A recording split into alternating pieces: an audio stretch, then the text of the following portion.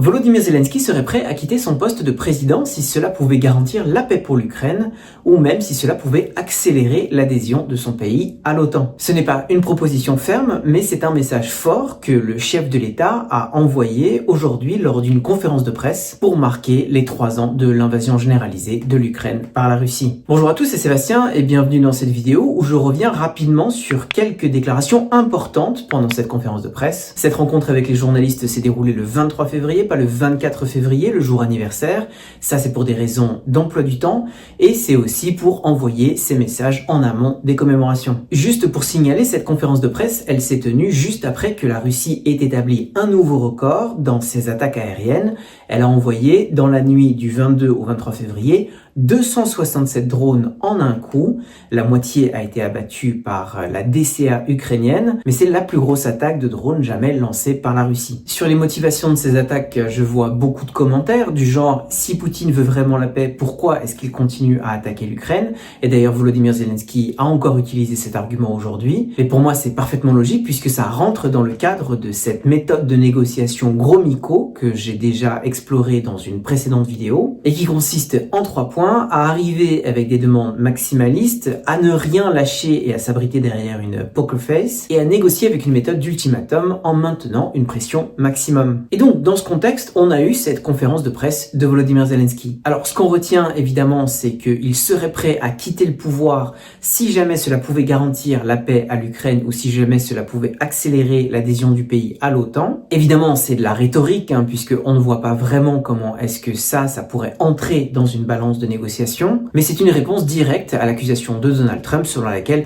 Volodymyr Zelensky est un dictateur. Le président ukrainien est aussi revenu sur un autre point de contentieux entre lui et Donald Trump, c'est évidemment l'accord sur l'exploitation des ressources minérales par les Américains, et l'Ukrainien a confirmé qu'il n'avait encore rien signé et qu'il refusera de signer un quelconque accord que les 10 prochaines générations d'Ukrainiens auront à subir. Autrement dit, les conditions prévues par le second jet de cet accord sur l'exploitation des ressources minérales, eh bien, elles ne sont pas suffisantes et elles n'offrent pas de garantie de sécurité qui pourrait aider l'Ukraine dans le long terme. Ça, on sent que c'est un gros contentieux entre Kiev et Washington. Donald Trump ne comprend pas pourquoi Volodymyr Zelensky lui résiste, alors que son équipe à la Maison-Blanche assure que cet accord est très bon pour l'Ukraine et qu'il devrait être signé incessamment sous peu. Et dans le prolongement de cette question, donc on sait que Donald Trump, il veut être remboursé de l'argent que les États-Unis ont investi dans leur aide à l'Ukraine. Là-dessus, Volodymyr Zelensky a martelé que l'Ukraine a reçu environ 100 milliards de dollars de la part des États-Unis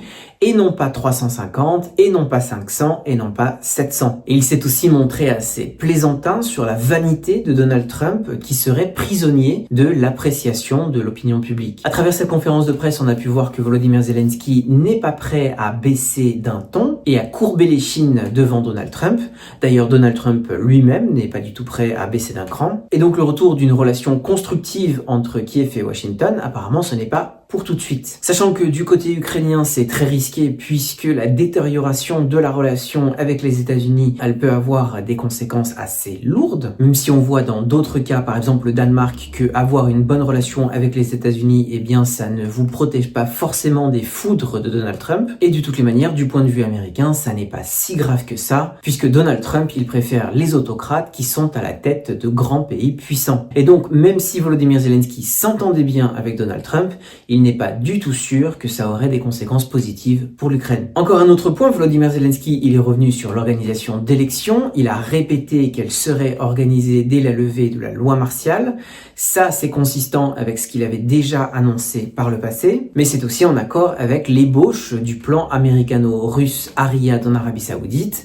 D'abord un cessez-le-feu, ensuite des élections, ensuite un processus politique. Les Américains, ils espèrent que cet accord peut aboutir dès cette semaine, de concert avec leurs interlocuteurs russes, mais selon Volodymyr Zelensky, il l'a dit à cette conférence de presse, il n'y a pas de garantie de sécurité qui peuvent être décidées en aussi peu de temps et qui mènerait à un arrêt des combats. Bon, là-dessus, on va voir comment ça évolue dans les jours qui viennent, puisqu'il est clair ces 2 dernières semaines que les Ukrainiens et les Américains parlent de 2 choses différentes. Et Donald Trump peut tout à fait annoncer un accord de cessez-le-feu, alors même qu'il ne se sera entretenu avec les Ukrainiens qu'à la marge. Encore 2 points sur cette conférence de presse.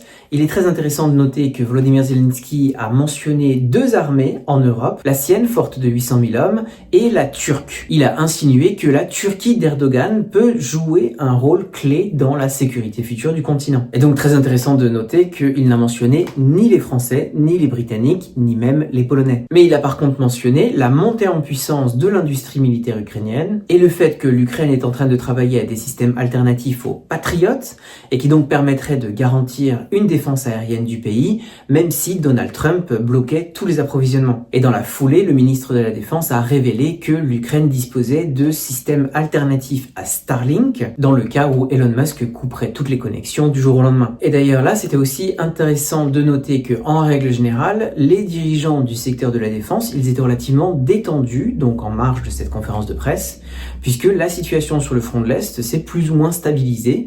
Évidemment, tout est très relatif, mais les Russes avancent bien moins vite qu'auparavant. Et donc, c'était une conférence de presse qui ne ressemblait absolument pas à une série d'aveux de faiblesse ou à une déclaration de défaite. On a plutôt vu un Zelensky fatigué mais combatif, sûr de ses atouts et pas du tout prêt à céder, que ce soit aux Américains ou aux Russes. Tout ça, évidemment, ça se déroule dans le microcosme de Kiev et ça peut être chamboulé, dépassé ou rendu caduc par les prochaines déclarations qui émaneront de la Maison-Blanche ou par les négociations entre les Américains et les Russes. Et la prochaine étape, c'est l'ouverture d'un prochain round de négociations à Riyad, en Arabie Saoudite, le mardi 25 février. On va continuer à suivre ça de très près. En tous les cas, merci beaucoup d'avoir regardé cette vidéo jusqu'au bout. Je file et je vous retrouve très vite.